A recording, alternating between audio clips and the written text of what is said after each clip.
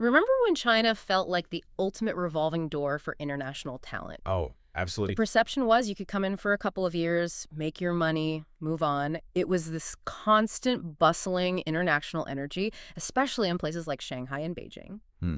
Well, okay, let's unpack this. That perception is fundamentally and permanently gone. It is, and that word you just used, permanently, that is the most crucial takeaway from all the data we've looked at. Right. We aren't seeing a cyclical dip or, a temporary slowdown. We are diving deep into sources that show a genuine structural change in the expatriate experience. The daily life, the career paths. Exactly. And most dramatically, the sheer quantity of international professionals on the ground. Exactly. Our mission today is to give you the shortcut to understanding the new normal for anyone linked to China, whether you're running a business there, maybe planning a move, or just trying to navigate what MNCs are doing to adapt to this seismic shift. Right. We have to look at how severe this decrease is and what new challenges it creates. And this requires a cognitive reset. If you're thinking about starting a new venture or relocating teams, you absolutely must shed the mindset of the pre-pandemic era. The rules have completely changed. It's a new ballgame. It is. It's a whole new ballgame, and it requires a serious shift in strategy and perspective. Okay, so let's start with the most dramatic evidence, because the statistics they're staggering. They really drive home the scale of this change. The numbers have taken a genuine nosedive. They have. It's honestly hard to overstate the scope of this. We see reports indicating that Beijing saw a 40% decrease in its long-term foreign residents. 40% over a decade. Over a decade. That's already a massive structural reduction for a global capital. But the statistic that truly forces you to rethink the entire expat infrastructure, that's Shanghai. Shanghai was the epicenter, right? Shanghai is the dramatic headline. We are talking about what you can only really describe as a collapse. A collapse. Estimates suggest Shanghai's foreign population fell by a massive 64% in just 5 years, dropping from over 200,000 down to around 72,000. That is an accelerated, sharp, and, frankly, unprecedented loss of international connectivity in a single city. 64% in 5 years? That number doesn't just represent people leaving, it represents a deep cultural disintegration, doesn't it? It does. When that many people leave, you lose the infrastructure they supported. Precisely. It's the ripple effect. When those numbers vanish, you see fewer specialized international schools, a reduction in services geared toward foreigners, a contraction of expat-friendly neighborhoods, Right. and a cultural diversity deficit that affects everything from nightlife to specialized medical care. It grounds that statistic in a tangible daily reality for the people who are still there. And it's not just a numbers game. The demographic of who's staying or who's arriving now, that has shifted noticeably too. Absolutely. While Western expats, particularly those on the highly compensated corporate gigs, account for a large portion of the exodus, the sources indicate there's a noticeable increase in people arriving from countries in the global south. The expat community is becoming far more diverse geographically. It looks very different than it did 5 years ago. So if fewer Western professionals are there, why should that matter to a multinational company that's trying to stay in the Chinese market? Well, the immediate implication is operational friction. For decades, a big, well-connected expat community acted as a sort of cultural conduit, a network builder. The go-betweens. Exactly. They lowered the difficulty and the cost of cross-border business. They were the intermediaries. As those numbers shrink so drastically, the data strongly suggests that the costs and difficulties associated with securing reliable partnerships and navigating regulations, it all goes up. It's just simple market dynamics. It is.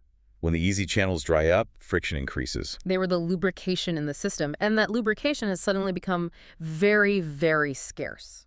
This leads us perfectly into the isolation effect. This is that lasting echo of the pandemic that created what so many people call the China bubble. The pandemic did more than just interrupt logistics. It severed trust. The combination of restrictive visa rules, the quarantines, the incredibly high flight prices, it turned international travel into a complex puzzle. Logistically and emotionally. Whether it was for a crucial business negotiation or just visiting family. And here's where it gets really important for anyone doing international trade. The sources highlight that the shift to remote work during that period it severed the personal face-to-face connections that are absolutely critical in Chinese business culture. That's the key. You can't build or maintain Guangxi over Zoom. That's the critical insight. The foundation of Chinese business is relationship building. It's not just about the contract. It's about the trust and the personal history that lets you accelerate approvals or solve a supply chain crisis. Right. When the chance for those vital in-person meetings is gone and those relationships atrophy, the whole system slows down. If a critical shipment is stuck in customs, who are you calling if you haven't shared a meal with them in 3 years? That's a powerful point. It brings it right down to the reality of just getting a container moved. And for the expats who stayed, this isolation was compounded if you didn't have the language skills. Oh, absolutely. The support network shrank just as life became more complicated. Being able to access official support, understand neighborhood announcements, or even just order groceries became exponentially harder for non-Mandarin speakers. So the importance of fluency is just... It's never been higher because the scaffolding of international support services that existed 10 years ago is now significantly weakened. Okay, let's pivot to the corner office and talk about who is actually running the show now. We used to hear all about the dragon suits taking the top jobs. Ah, the dragon suits, that historical term. It refers to the foreign managers who were the default choice for top MNC positions. They brought the global perspective, a direct link back to HQ. And that model is gone. That model is definitively being retired. Why the change? Is this just about cutting costs, or is there something more strategic happening? It's far more strategic than just saving money. Cost is a factor, sure, but the primary driver is the need for what we call China specificity and China speed. Huh? Localization's happening because local Chinese managers have a far better grasp of the market, the cultural nuance, and the established networks. They can execute at the pace the market demands. A pace that foreign managers often struggle to match. Right, because of cultural or linguistic barriers. I get the speed benefit, but doesn't that inherently increase the risk of, groupthink? If the top leadership is all local, does global HQ risk losing transparency or objective oversight? And that's the tension for the MNCs right now. The sources indicate that balancing that local efficacy with global governance is the new challenge. So they're trading control for effectiveness? They're essentially trading off a degree of direct control for massive gains in local effectiveness and market penetration. It's forcing headquarters to rethink their reporting structures entirely. So this localization tightens the job market for foreigners, which has led to an interesting phenomenon the sources call immigration without integration. It's fascinating, isn't it? You have these highly skilled, specialized foreigners arriving now, but often on shorter contracts, focused entirely on a project. Not putting down roots. Not at all. They might live in expat enclaves, rely on translation apps, Mhm. maintain strong ties back home, but they're not learning the language deeply. They are there for a function, not for cultural immersion. And what's the long-term drawback of that model? Well, this functional but shallow presence limits the knowledge transfer to the local workforce. Right. If you're there for 2 years just to oversee an assembly line installation, but you don't really engage with the local team, Hmm. the host company gains less institutional learning. It weakens the connection to the broader society. You create these temporary professional islands. Exactly. So where's the silver lining in all this? If the generalist job market has contracted, what about the remaining expats who really showed commitment during the tough times? For those who stuck it out, the departure of others created significant talent shortages. The expat exodus essentially cleared the field. So they got promoted. Many saw unexpected career advancement, rapid promotions, and high-impact roles just because they'd proven their commitment and resilience. That's a huge upside for commitment. But for new arrivals today, where should they be focusing? Where is foreign knowledge still critically needed? The demand is heavily concentrated in hyper-specialized niche industries where global standards or cutting-edge R&D are mandatory. So it's not about managing a sales team anymore. No, it's about providing unique technological expertise. Can you give us some concrete examples of those roles? Sure. Look at advanced manufacturing robotics, systems integration, automation. China is pushing hard for that upgrade, and they still need global expertise to implement and maintain these high-tech systems. Okay. And there's biotech and pharma. Think R&D leadership and critically understanding international regulatory frameworks like FDA and EMA processes. That's where experienced foreign experts are essential. And green technology, I imagine, fits right in there. Exactly. Renewable energy, sustainable development. These are high-priority fields. Same with fintech, especially in areas that need cross-border security and compliance knowledge. So if you're arriving today, you have to be a specialist in one of these areas. You have to be. to justify the cost and complexity of your presence. What's the psychological experience like for a new arrival? They don't have the baggage of the pre-pandemic expectations, but they face new hurdles. They face a pretty significant dual challenge.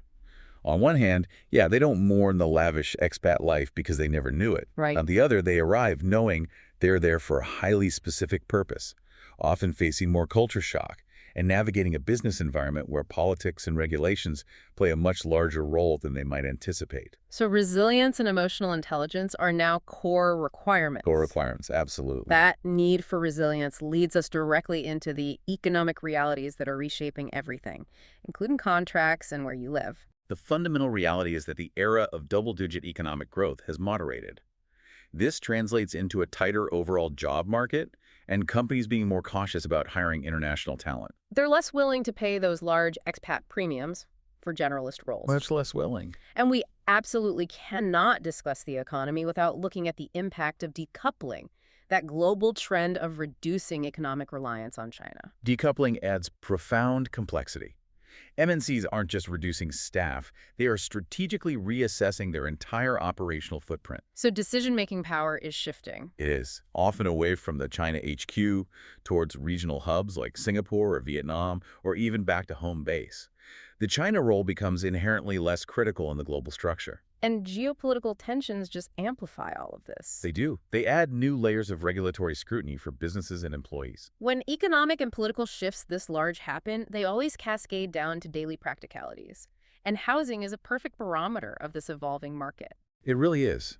The financial certainty that underpin the classic expat contract, the generous housing allowance, the guaranteed long-term accommodation, that's eroding. Right. We're seeing shorter contract lengths and more pressure on housing budgets. Exactly. So for professionals and corporate teams needing extended stay solutions, whether it's for a specialized project or just a medium-term assignment, the market now reflects all these volatile economic shifts. That predictable prime location guarantee is pretty much gone. The availability and pricing for quality service departments and hotels in hubs like Shanghai now fluctuate wildly. So the practical implication for you, the listener, is that securing good housing requires much more homework and flexibility. It does. It's no longer a matter of just calling a single agent and securing a prime location instantly. You have to be savvier and more connected to local knowledge, and that's why services that connect you quickly with reliable extended stay solution service departments, hotels across the Asia Pacific are becoming so vital. I mean, a company like Move and Stay, for instance, has been helping business travelers navigate this exact complexity for over 25 years. Finding a comfortable, compliance-ready place to live and work abroad requires adapting to this new market. You need that deep local market knowledge, absolutely, to navigate the practical realities of a much tighter operational environment. So let's bring it all back home. If we had to summarize the key takeaway from this whole deep dive, what's the single biggest message?